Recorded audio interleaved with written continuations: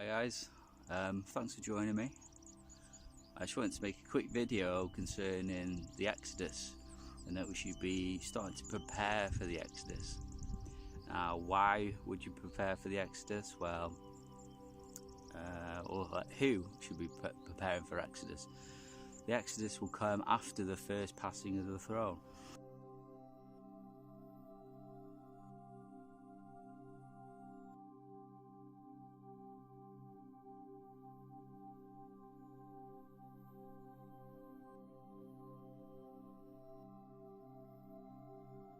The first passing happens, seal 6, bang, he hits us, flips the earth upside down, pole shift, and in that passing a great first of all, the saints of God are marked on their foreheads, 144,000 of his saints who will stay through the tribulation time, and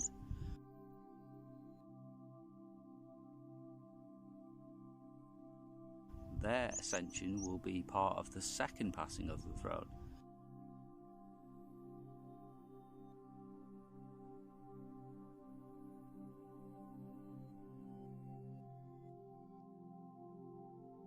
Which also is the ascension of the two witnesses after they've finished their 3.5-year prophecy, which is right at the very end of the tribulation time.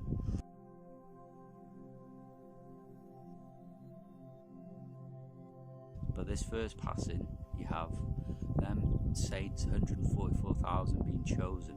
So really the Exodus is for them to listen to prepare for a little bit. But the people who are not going to be really preparing for the Exodus are the great multitude of people which are caught up to God's throne during that first passing of the throne.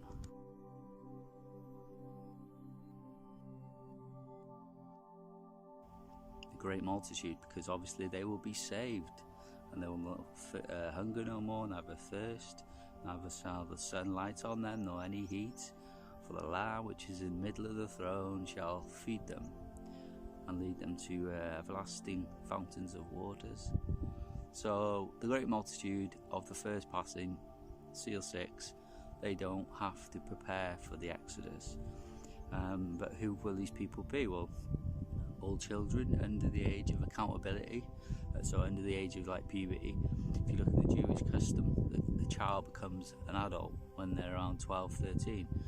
The natural body, a person becomes an adult really, physically around the same time where puberty starts. So all children under the age of 12, 13 are all not accountable for sin, and so they are blameless. So all them will be caught up to the throne during his passing. All the older people,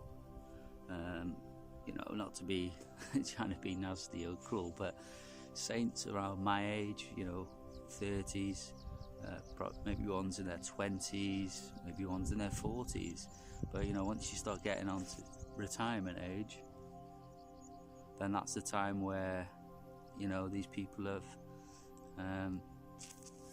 it's time for them to rest, really, isn't it? I suppose. I don't know how to say it, but they're getting on in their days. So all the really young and all the really old are the people that are going to get caught up during that great multitude.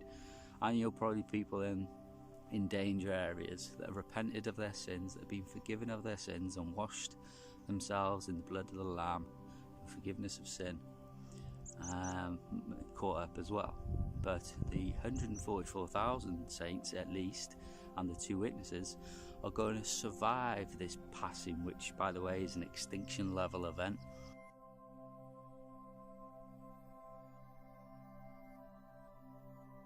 Every mountain and island will be removed from its place.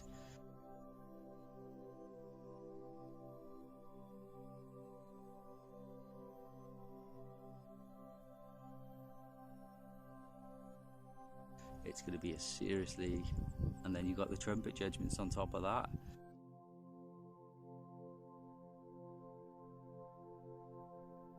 I don't want to go into them, but it's going to be an extinction level event. So this is exactly why you need to prepare. You don't want to be on the seashore when the the sea is sloshing because the earth has just been rolled round from midday in Jerusalem to midnight.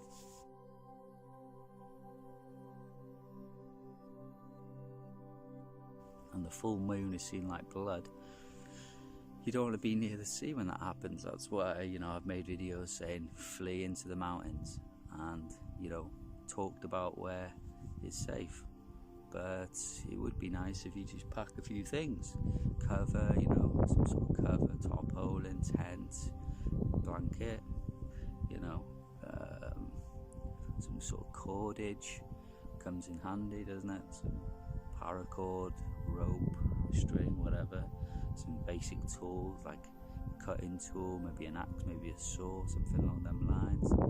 Water, so you need something to carry water in.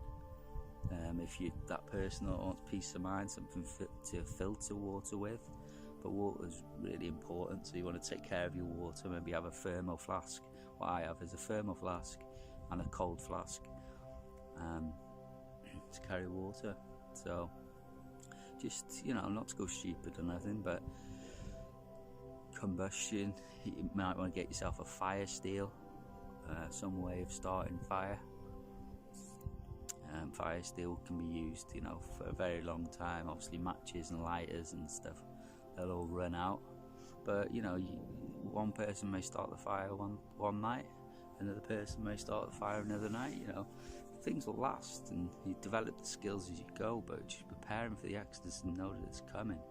Like, when is it coming then? Well, the sixth seal.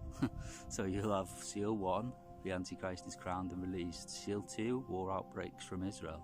Seal 3, the markets collapse. And after seal 2 and 3, the Dome of the Rock is going to be destroyed. Seal 4, the takedown of North America by North Korea, the ride on the pale horse. Alright, and then everyone's in anguish. Seal 5, crying to God, how long, O Lord? And he says, wait a little longer. And then seal 6, bang, he hits us. But he's going to hit us on a full moon. So that's how we know. Like in my last video, 40 days, 30 days, you can tell how long it's going to be.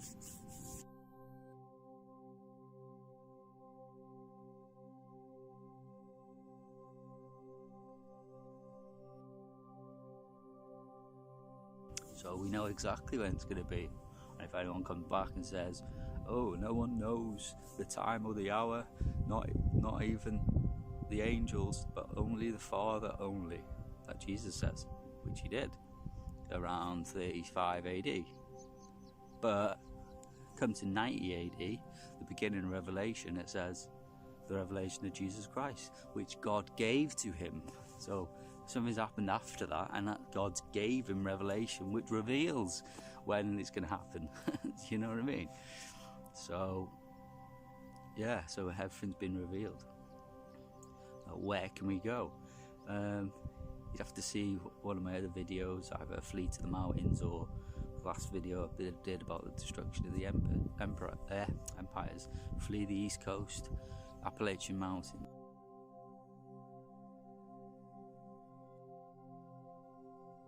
Flee the West Coast, Denver up there, somewhere high above.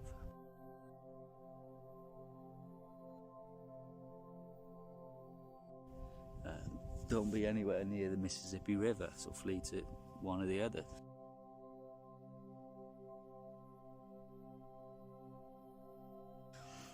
India, possibly flee to higher ground if you physically want to save this.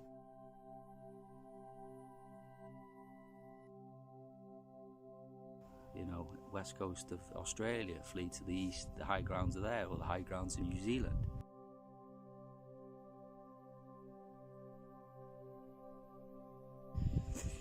Just somewhere high ground. North Wales, where I am right now, Conway, on the edge of the Snowdonia mountain range, is a perfect place. But anything east of this, I wouldn't recommend. High places of Scotland, ideal. So that's where can we go? Exodus places which are high on good mountain ranges would be the best. And what can we take with us? We've been through that. Why are we doing it? Just to physically stand the destruction that's coming by the throne of God coming near, not because we're like scared or nothing, or we're not saved spiritually, because we have to be to have that guidance. It's because there's 144,000 people that are going to survive through the end time, so we physically have to survive. Just like the world government's going to run to their underground bunkers, they're going to take action.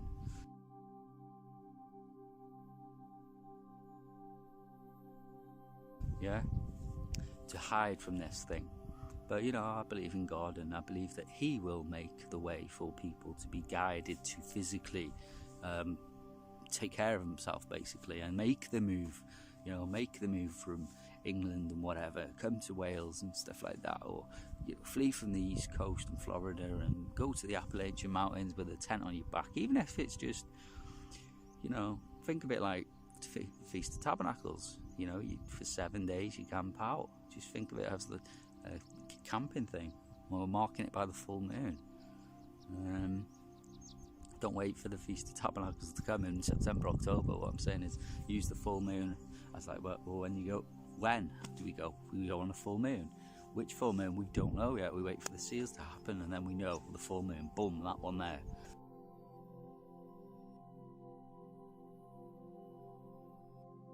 $30 days away, 40 days away, whatever, but it won't be 10 days away. Do you know what I mean? It's going to be a good bit of time, like 30 days. So yeah, when, why, where are we going to go, how are we going to get there? You have to plan your route out. Do you have a car? Okay. Do you have enough fuel? Maybe get some fuel as a spare, just in case things. At that time, maybe you want to get a bit of fuel stocked up, just in case the garages stop pumping fuel. How are we going to get there? Well, it takes us, and here's another one, is like assessing how long it's going to take you. Like, it literally takes me 5 minutes to go from my home to my Exodus point, because God has planted me up here. But let's say if you lived over there, it's 6 miles here, it takes 15 minutes, 20 minutes by car. But what if you haven't got a car? How else would you get there? Let's say the worst case scenario, you had to walk. How long is it going to take me to walk from here to there? Well, a good few hours, 3-6 hours. So I wouldn't want to leave. I'd want to leave a day before, maybe. Do you know what I mean? So just being prepared that way. And just having the stuff ready now is better than trying to fucking piss about later on and the shops have run out. Do you know what I mean? Get yourself a decent pair of boots, get yourself a little tent or a cover or something, a blanket all ready. Get yourself a little box with all the little bits in it that I've gone through before, like even in a basic bag. Stuff like that. Or just have a little clear out in your house and see, that bowl can be used, or that dish or that pan can be used. It's extra, like put it to a side. There's my couple of bottles for canteen and stuff like that. Or if you want to store up food, that's up to you. I trust in God. If God rained bread from heaven for Moses, then He'll do the same for me. So I used to stock up food, but now it's been 8 years since I've been born again, so even the flapjacks have gone out of date now. So I don't really look at it. But if you want to come along with a bag of rice on your back, then who am I to stop you? But you got to understand that one day it's going to run out. I mean, if everyone bought a bag of rice, then would keep you going. But like I said, I put my trust in God. And you've got to carry that shit with you, haven't you? Unless you stay put, it's up to you. I mean, people are going to have to make decisions after the Exodus here and the first passing of the trumpet judgments. Might sit it out for 7 days, whatever, maybe a couple of weeks even. But then I want to start my missionary towards Israel, and that will be by foot. Obviously, it's going to take a while, either coming down through Europe or going across to Africa, and then all the way back and then to Israel. Maybe, I don't know. God guided, that's only my personal belief. So anyway, I think we should start all preparing for Exodus, being prepared, is even if nothing happens, let's say, people are like, you're worrying, whatever. You worry, mate, when you're there, when you're using your socks, and you're under crackers, and the world's caving in, and the floor beneath you is melting. You know what I mean? So, yeah, better to be prepared, and better to have some sort of idea on what you're going to do. Obviously, you can't rely on airlines. You've got to sort of think local, and then think, how long is it going to take? Because I know, obviously, America's a big place. India's a big place. There, people are going to take longer. Maybe as soon as it's shit hits the fan and the war outbreak, markets collapse, maybe you just want to go then. There's no harm in that. That's even better. Go into your safe haven, because God may want to use you. I'm just saying that all the young people, all the innocent people, non-accountable, they won't. Yeah, all the really young people, infants below the age of maturity of the body becoming an adult, or the Jewish custom of bar mitzvah, becoming an adult, 13, 12, 13. Interestingly enough, what's just something to add quickly is when the Antichrist became the age of accountability, they chipped him straight away.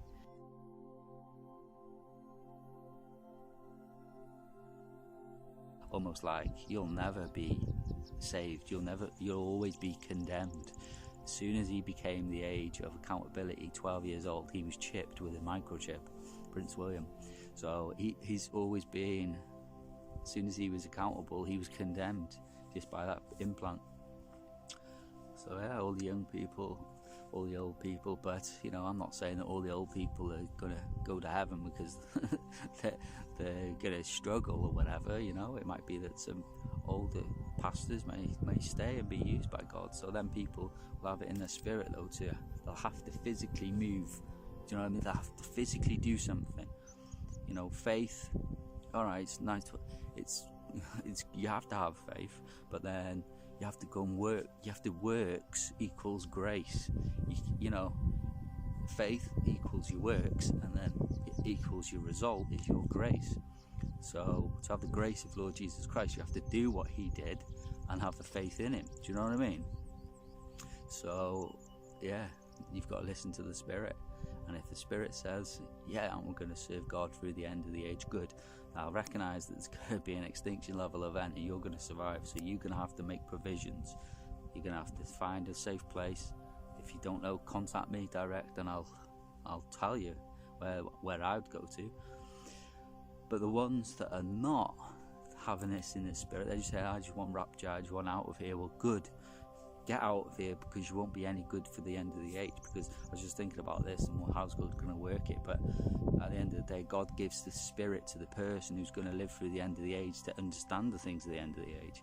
He doesn't give the Spirit to someone who's going to be part of the great multitude, which happens very early on. He's not going to give them the Spirit of enduring these things at the end of the age. They just want the rapture and get out of here. Well, good. Make them happy. Boom, off you go. See you later. You weren't any good to us in the end of the age anyway to help the saints out because you didn't want to in your heart. Well, there you go. If you look at people, it's already set. Do you know what I mean? So anyway, God bless you all. And yeah, I know in your heart you already know what you're going to be doing for the end of the age. And don't try and be a hero and whatever. If you're going to find it hard to exodus across countries to many kings and nations and religions, if you have that little fear in your heart even, then just don't fight it. Pray God that you be part of the great multitude that goes at the first rapture. Anyway, God bless you all for watching. Amen.